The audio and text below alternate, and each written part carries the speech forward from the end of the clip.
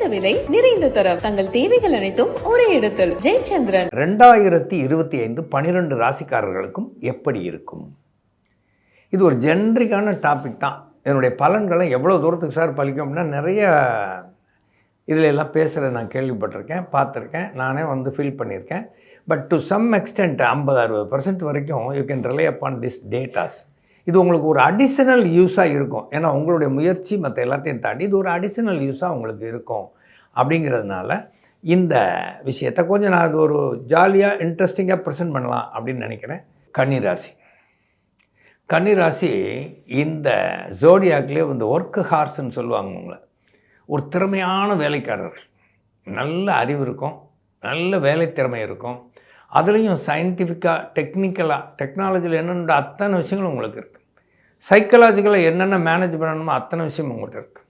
இந்த ராசியை சொல்லும்போதே இந்த வெர்கோ அப்படின்னு சொன்ன அந்த கன்னி ராசி எப்பயுமே அனலைஸ் பண்ணிக்கிட்டே இருக்கும். ஆப்போசிட் எண்ட்ஸ் ரெண்டையுமே இது கையில் வச்சுருக்கும், எக்ஸ்ட்ரீம்ஸ் ரெண்டையுமே இது கையில் வச்சுருக்கும். நல்லது கெட்ட எல்லாமே தெரியும்.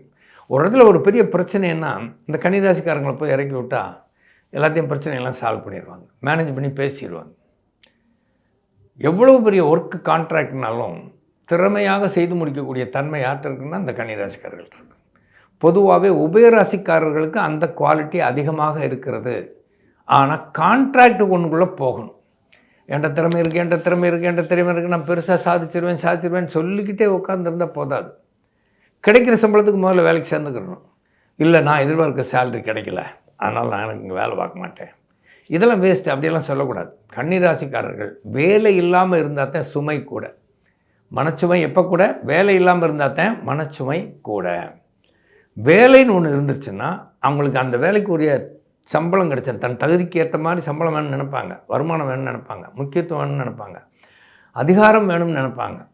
அதே மாதிரி கொஞ்சம் காலம் கழித்து பார்ட்னர்ஷிப்பே வேணும்னு நினச்சாலும் நினைப்பாங்க. அவங்களுடைய எதிர்பார்ப்புக்கு இந்த மாதிரியெல்லாம் ஸ்டெப்ஸ் இருக்குது. கட்டாயமாக எதிர்பார்ப்புகள் எங்கே ஃபுல்ஃபில் ஆகுதோ அங்கே சின்சியராக ஒர்க் பண்ணுவாங்க. சப்போஸ் சின்சியராக ஒர்க் பண்ணலை, உங்களுக்கு எதிர்பார்ப்புக்கு ஏற்ற மாதிரி எல்லாம் கிடைக்கலை அப்படின்னு சொன்னால் அவங்கள்ட்ட ஒரு ஈகோ கிளாஷ் வர்றதுக்கு வாய்ப்பு இருக்குது. எனக்கு முக்கியத்துவம் இல்லை, எனக்கு நான் எதிர்பார்க்கிறது கிடைக்கல, இந்த கான்ட்ராக்ட் நான் கட் பண்ணிக்கிறேன், விலகிக்கிறேன் அப்படிங்கிற ஒரு சூழ்நிலைக்கெல்லாம் அவங்க போகக்கூடிய சந்தர்ப்பங்கள் இருக்குது. ஏன்னா நீங்கள் பேசின பிரகாரம் எனக்கு எதுவும் செய்யலை, அதனால் நான் விலகிறேன், இப்படியெல்லாம் சொல்கிறக்கூடிய வாய்ப்பு இருக்குது. இந்த கன்னிராசிக்காரர்களுக்கு 6வது இடத்துல சனி, 7ல் இருக்கக்கூடிய ராகு வேறு 6க்கு வர்றாரு. இதுவரையிலும் அந்த ராசியிலே இருந்து மனோரீதியாக உணர்வு ரீதியாக டிஸ்டர்ப் பண்ணிக்கிட்டு இருந்த கேது இப்போ 12வது இடத்துக்கு போகிறார். வர ஏப்ரலுக்கு மேலே உணர்வு ரீதியாகவும் இவர்கள் சந்தோஷமாக இருக்க ஆரம்பிப்பார்கள். ஓடிப்போனவனுக்கு 9ஆம் இடத்துல வியாழன் இருக்குது. இப்போ வர மே மாதம் வரைக்கும் 9ஆம் இடத்துல அவங்களுக்கு கன்னிராசிக்கு வியாழன் இருக்கிறார். அந்த வியாழன் இருக்கிறதுனால தான் இன்னும் கூட எனக்கு இது சரியில்லை அது சரியில்லைலாம் கம்ப்ளைண்ட்லாம் சொல்லிகிட்டு இருக்காங்க. எந்த ஒரு சூழ்நிலையும் கன்னிராசிக்காரர்கள் தான் பார்க்கின்ற வேலையை உதறிவிட்டு இன்னொரு வேலையை தேடக்கூடாது. ஒரு வேலையை தேடிக்கொண்டு பிறகுதான் பார்க்கின்ற வேலையை உதற வேண்டும். இது இல்லைன்னா ரொம்ப பெரிய சிரமத்துக்கு உள்ளாயிடுவாங்க. நமக்கு 6ல் தானே கெட்ட கிரகங்கள் இருக்குது. நமக்கு பெரிய ராஜயோகத்தை சொல்லியிருக்காங்க எல்லாரும். 9ல் வியாழன், 6ல் சனி ராகு. இந்த ஆண்டு 2025 ரொம்ப பிரமாதமாக இருக்கும். 100 மார்க்கெல்லாம் போட்டிருப்பாங்க, 80 மார்க் 90 மார்க் 100 மார்க் போட்டிருக்க பத்திரிகைகள்லாம் கூட இருக்குது. அதை பார்த்து நீங்கள் உங்களுடைய ஈகோவை வளர்த்துக்கிறாதீங்க. உங்கள் ஈகோவை அப்போக்கப்போ விற்பனை செஞ்சுருங்க, இல்லை உங்கள் ஈகோவை ட்ராப் பண்ணிடுங்க. உங்களுக்கு இப்போ கிடைக்கிற சம்பளமே அதிகம் அப்படின்னு நினைப்ப வச்சுக்கோங்க. ஆனால் அதிக சம்பளத்தை கொடுக்க வைக்கணும் அப்படிங்கிறதுக்கு ஏற்ற மாதிரி அதிகமாக வேலை செய்யுங்கள், அதிகமான ரிசல்ட் எடுத்து கொடுங்க. அப்போ உங்களை தவிர்க்க முடியாத ஆள்னு கம்பெனி நிச்சயமாக நினைக்கும். இதுவரையிலும் வேலை இல்லாதவர்களுக்கு இந்த ஆண்டு மே மாதத்துக்கு மேலே உறுதியாக வேலை கிடைக்கும், அதில் எந்த மாற்று கருத்தும் இல்லை. துலாம் ராசி, இந்த துலாம் ராசி அப்படின்னு சொன்னாலே ரொம்ப பெரிய அட்ராக்டிவான ராசி துலாம் ராசி. துலாம் ராசிக்காரங்கிட்ட எது இல்லை, எல்லாமே இருக்குது. அழகு இருக்குது, அறிவு இருக்குது, ஸ்டேட்டஸ் இருக்குது, எல்லாரையும் வசீகரிக்கக்கூடிய சக்தி இருக்குது. அப்படி அவங்களுடைய ப்ரெசன்டேஷன் இருக்கும். They are ready to coordinate. எல்லாரோடையும் ரொம்ப இயல்பாக அனுசரித்து போகக்கூடிய தன்மை யார்கிட்ட இருக்குது? துளாராசிக்காரங்கிட்ட இருக்குது. ஆனால் துளாராசிக்காரங்கிட்ட இருக்கக்கூடிய ஒரு பெரிய பிரச்சனை என்னன்னா, எல்லாருக்கும் அவங்க கோஆர்டினேட் பண்ணிட மாட்டாங்க. யார் படிப்பில் அறிவில் கூடினாலோ, யார் அதிகாரத்தில் கூடினாலோ, யார் பலசாலியோ, யார்கிட்ட புகழ் இருக்கோ, ஸ்டேட்டஸ் இருக்கோ, அவங்களுக்கு தான் அனுசரித்து போவாங்க. அதுவும் எப்போ அவங்க தேடி வரணும், தேடி வந்தால் அனுசரித்து போவாங்க. இவங்க தேடி போகிற வேலை துலா ராசியில் பேசிக்காகவே அந்த சென்ஸே கிடையாது. அடுத்த ஆளை தேடி போய் ஒரு காரியத்தை சாதிக்கணுமா, அது பார்த்துக்கலாம், வரட்டும் பார்ப்போம். தன்னுடைய திறமையை மட்டும் வளர்த்துக்குறாங்களே இல்லையா, தேடி போகிற வேலையெல்லாம் கிடையாது. நிறைய ஆர்டிஸ்ட்டு, மூவி ஆர்டிஸ்ட்டு, நிறைய அரசியல்வாதிகள் இவங்களுக்கெல்லாம் இந்த துலா ராசியில் கிரகங்களுக்கெல்லாம் அவங்களோட ஒரு கித்தாப்பாக தான் இருப்பாங்க. தன்னை தேடி வரட்டும் பார்ப்போம், என்ன பிரச்சனை அப்படிங்கிற மாதிரி நினைப்பாங்க. தன்கிட்ட ஒரு விஷயம் வரும்போது அதை மிகச்சரியாக பயன்படுத்தி கொள்ளக்கூடியவர்கள் அவர்கள். பார்த்திங்கன்னா துலா ராசிக்கு 6ஆம் வீட்டுக்குடைய குரு 8ல் இருக்கிறார். அது விபரீத ராஜயோகம். 6வது இடம் டெய்லி ரொட்டீன், 8வது இடம் டெய்லி ஷேரிங்கு.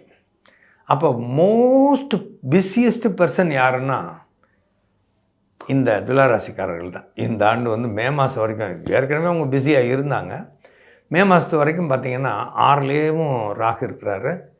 அதே மாதிரி 8லே குரு இருக்கிறாரு. குரு 8ல் மறைஞ்சு அவ்வளோ தூரத்துக்கு நல்லா இருக்காது, கெட்ட பேர்லாம் வரும், அது வரும் இது வரும் அப்படின்னு. அதெல்லாம் வரதான் செய்யும். பெரிய வாழ்க்கையில் இருந்தால், பெரிய அட்வர்டைஸ்டு லைஃப்பில் இருந்தால், பெரிய பெரிய விஷயங்களோட சம்மந்தப்படும் போது 4 பேர் கமெண்ட் அடிக்கத்தான் சொல்லுவாங்க, 4 பேர் குறை சொல்லத்தான் செய்வாங்க. அதெல்லாம் இருக்கத்தான் செய்யும். இவங்களுக்கு 5வது இடத்தில் சனி ஆட்சியாக இருக்கிறார். இவங்க என்ன பிளான் பண்ணாலும் ஓவர் கான்ஃபிடென்ஸோட பிளான் பண்ண மாட்டாங்க. பிளான் பண்ணுற விஷயங்கள் நடக்கும். ஆனால் எப்படிப்பட்ட பிளானை பண்ணுவாங்கன்னா, சமுதாய ஓட்டத்திற்கு ஒத்து வராத, இல்லாட்டி எல்லாரையுமே இல்லை, இவங்க பெக்கூலியரான ஆளாக இருப்பாங்க. வித்தியாசமான ஆளாக இருந்து வித்தியாசமான முடிவுகளை எடுப்பாங்க. வீட்டை சொல்கிற ஆளை கல்யாணம் பண்ணிக்கணும்னு நினைக்க மாட்டாங்க. ஆணாக இருந்தாலும் பொண்ணாக இருந்தாலும் தானாகவே போய் ஒரு முடிவை தேடிக்கலாம், நமக்கு பிடிச்ச மாதிரி தான் வாழ்க்கை இருக்கணும். வீட்லேயும் ரொம்ப இன்சிஸ்ட் பண்ணுவாங்க. இந்த 8ல் இருக்கக்கூடிய வியாழனும் அதையே தான் திரும்ப திரும்ப சொல்லுவார். ஆனால் 9க்கு வியாழன் வந்தாச்சுன்னா, மே மாதத்துக்கு பிறகு இவங்க எதையெல்லாம் இன்சிஸ்ட் பண்ணாங்களோ, எதையெல்லாம் ஃபோர்ஸ் பண்ணாங்களோ, எதையெல்லாம் எதிர்பார்த்தாங்களோ, எதெல்லாம் இவங்க நடக்க வேண்டிய விஷயங்கள் பெண்டிங் இருக்கோ, அத்தனையும் மே மாதத்துக்கு மேலே ரொம்ப தெளிவாக தேடி நடக்கும். அவர்களுடைய எதிர்பார்ப்பு பிரகாரமே நடக்கும். அதுதான் அங்கே ரொம்ப பெரிய விஷயம். அந்த விஷன், ராகுவும் சனியும் சேர்ந்த உடனே துலா ராசிக்கு அந்த விஷன் ரொம்ப தெளிவான விஷனாக மாறிடும். அது வரைக்கும் கூட தன்னை பற்றி நிறைய கற்பனை பண்ணிவிட்டு மற்றவங்கள கொஞ்சம் அண்டர் எஸ்டிமேட் பண்ணக்கூடிய ஆட்கள் இந்த ஏப்ரல் மாத கடைசியில் ராகு மீனத்திலேருந்து கொஞ்சம் அப்படி இறங்கி கும்பத்துக்கு வந்துடுவார்.